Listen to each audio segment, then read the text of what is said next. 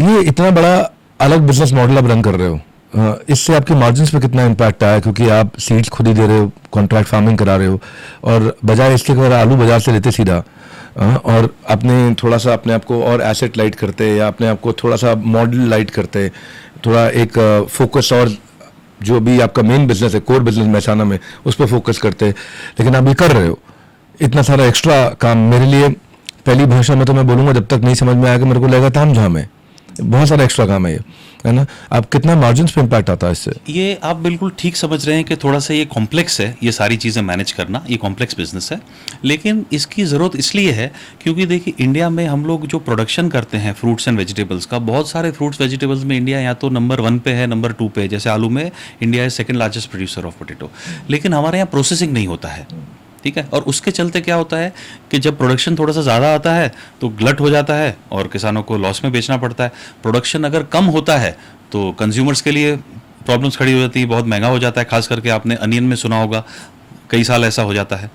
तो processing levels हमारे यहाँ कम है, स्टोरेज और प्रोसेसिंग का जो इंफ्रास्ट्रक्चर है उसकी थोड़ी सी कमी है। आप ये कहना चाह रहे हो मेरी प्रेडिक्टेबिलिटी पे इम्पैक्ट आ रहा है? हमने एक्चुअली ऐसा चूज़ किया है कि क्योंकि हमें अगर क्वालिटी प्रोडक्ट देना है मार्केट में, और अगर हमें एक्सपोर्ट भी करना है, इस तरह के कस्टमर्स को हमें सप्लाई करना है, तो क्वालिटी इज वेरी इंपॉर्टेंट। अभी प्राइमरी रीजन क्वालिटी है। क्वालिटी और मार्जिन्स पे क्या इम्पैक्ट आता है? देखिए, अब ये बहुत सारी चीज़ें जो हम कर रहे हैं उसके चलते बहुत सारे इन्वेस्टमेंट्स हमारे फ्यूचर के लिए हैं, ठीक है।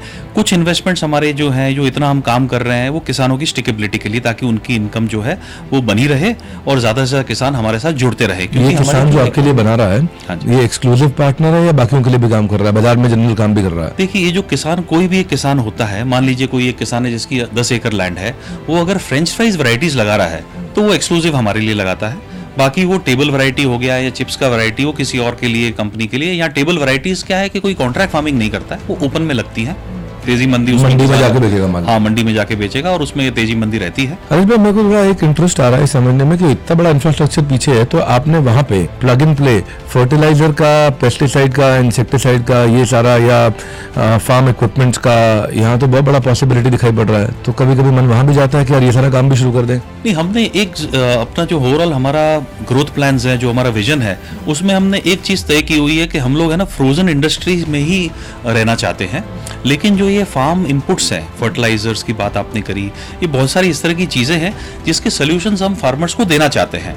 तो पहले तो हमारे लिए पॉसिबल ही नहीं था, क्योंकि हम फार्मर्स से कितना काम करेंगे, कितना डील करेंगे, इतनी सारी चीज़। लेकिन क्योंकि अब हमने ये जो ऐप लॉन्च कर दिया है, इस ऐप के माध्यम से फार्मर्स के लिए जो है फाइनेंस के भी सोल्यूशंस, इंश्योरेंस के भी सोल्यूशंस, और इस तरह से जो एग्री इनपुट्स हैं, वहाँ से आपको रेवेन्यू जनरेट होता है?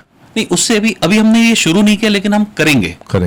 वहाँ से आपके लिए जो है और रेवेन्यू की पॉसिबिलिटीज, नए स्ट्रीम्स दिखाई पड़ रहे हैं आपको? हाँ, मैं आपके सवाल पे आ रहा हूँ दोबारा कि आप पूछना चाह रहे थे कि मार्जिन्स पे कितना इम्पैक्ट होता है। तो ओवरऑल क्योंकि हम लोग वैल्यू एडिशन कर रहे हैं और हाई क्वालिटी प्रोडक्ट बना रहे हैं, तो ओवरऑल हमारे लिए एक सस्टेनेबल मार्जिन्स हम पहले साल से ही कर पा रहे हैं। क्योंकि लेकिन आपका इसमें इन्वेस्टमेंट भी बहुत गया होगा ना, मैन पावर में इन्वेस्टमेंट जा रहा है, टेक्नोलॉजी में जा रहा है, प्रोक्योरमेंट में जा रहा है, सीड देने लेने सब करने में एक्स्ट्रा टीम भी जा रही है, पर फिर भी आपके मार्जिन बन रहे हैं इसमें। सो ओवरऑल क्या है, ये कैपिटल इंटेंसिव बिजनेस जरूर है, इसमें केपेक्स भी ज्यादा लगता है क्योंकि मशीनरी जो है वो सारी इंपोर्टेड है, उसमें स्केल में भी इन्वेस्ट करना है आपको। यहाँ जो आप मशीनरी रेफर कर रहे हो, मेहसाना वाली कर रहे हो? मेहसाना में हमारा जो प्लांट है, हमने शुरुआत एक फैक्ट्री से की थी, आज 6 फैक्ट्रीज है, इस साल एक और फैक्ट्री लगा रहे हैं। कहाँ तो अच्छी हमने ग्रोथ की पिछले 10 सालों में। मेहसाना रीजन में ही है, आसपास में ही है, 3 फैक्ट्री एक जगह पे है और 7-8 किलोमीटर दूरी पे और 3 फैक्ट्रीज हैं।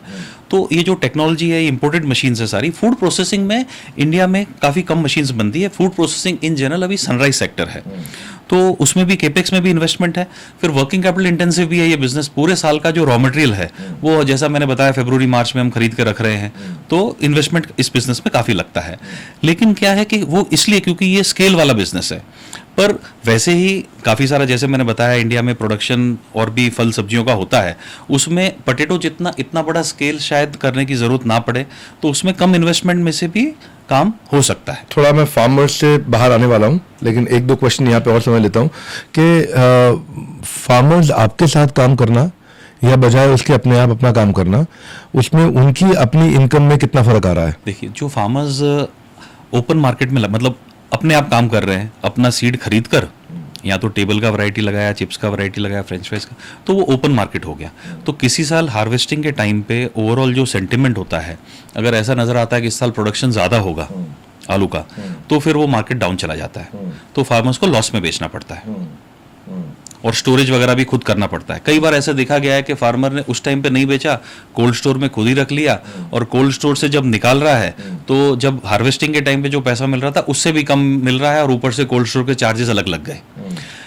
लेकिन ऐसे भी साल आते हैं कि जब फार्मर ने ओपन में लगाया, प्रोडक्शन कम आया, डिमांड ज़्यादा है किसी वजह से, तो भाव ऊपर भी हो जाते हैं। तो ये अगर देखें तो एक साइकिल है। आप 5 इनके साल साथ में प्राइस फिक्स कर लेते हो? हाँ, तो नॉर्मली ओपन मार्केट में किसान लगाएगा तो 5 साल में 1-2 साल ऐसे आएंगे जहां फार्मर का पैसा बन गया, 1-2 साल में बहुत लॉस हो जाता है, तो एवरेज उनका जो है प्रॉफिटेबल नहीं इतना बन पाता है। हमारा जो मॉडल है उसमें हम लोग पहले से ही प्राइस फिक्स कर लेते हैं।